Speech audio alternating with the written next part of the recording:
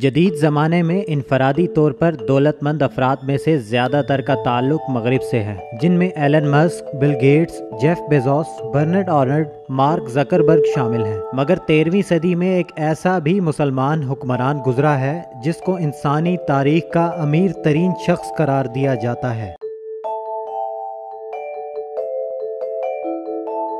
سونے کے ذخائر کا مالک منسا موسیٰ 13ویں صدی عیسوی میں مغربی افریقہ کی سب سے بڑی سلطنت مالے کا حکمران تھا، جو موجودہ بر اعظم افریقہ کے کئی ممالک تک پھیلی ہوئی تھی، جس میں نائجر، سینیگال، گنی، موریتانیہ اور آئیوری کوسٹ شامل تھے۔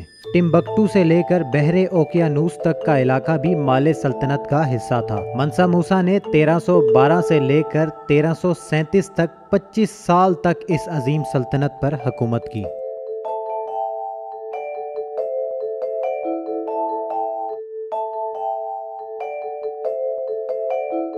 منسا موسیٰ کے پاس کتنی دولت تھی اس کا حقیقی اندازہ تو کسی کو نہیں، مگر مشہور ویب سائٹ فیکٹی نیٹ کے مطابق منسا موسیٰ $400 بلین کا مالک تھا، جو اس وقت دنیا کے امیر ترین شخص ایلن مسک کی کل دولت سے 2 گنا زیادہ ہے۔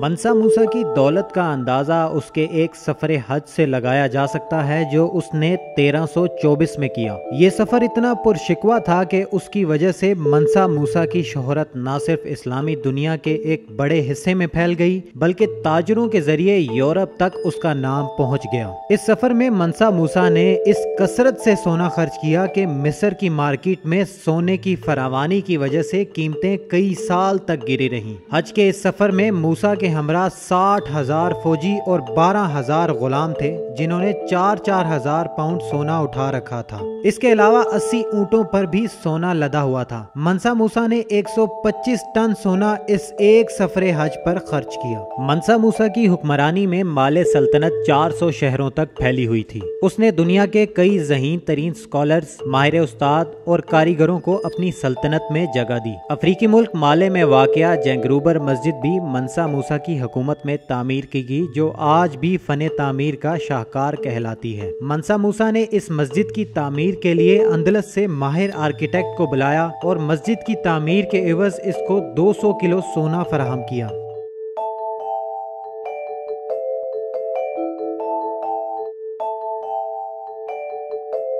علم دوست منسا موسیٰ نے اپنی سلطنت میں دنیا کی دوسری بڑی لائبریری بنوائی جو سنکور یونیورسٹی کے نام سے جانی جاتی تھی۔ اس لائبریری میں 1 ملین سے زائد علمی مواد کا ذخیرہ موجود تھا۔ موسیٰ کی دولت کے ذرائع کے حوالے سے جدید زمانے میں جو ریسرچ کی گئی ہے، اس کے مطابق اس کی آمدنی سونے اور نمک کی فروخت سے تھی۔ تغازہ کی نمک کی مشہور کانیں بھی اسی سلطنت کا حصہ تھیں۔ مشہور سیاح ابن بطوطہ نے اسی منسا موسیٰ کے بھائی سلیمان بن ابو بکر کی حکومت کے دوران مالے کی مملکت میں 1 سال سے زیادہ قیام کیا۔ انہوں نے ٹمبکٹو کی سیر بھی کی اور علاقے کی مالی خوشحالی اور امن و امان کی تعریف بھی کی۔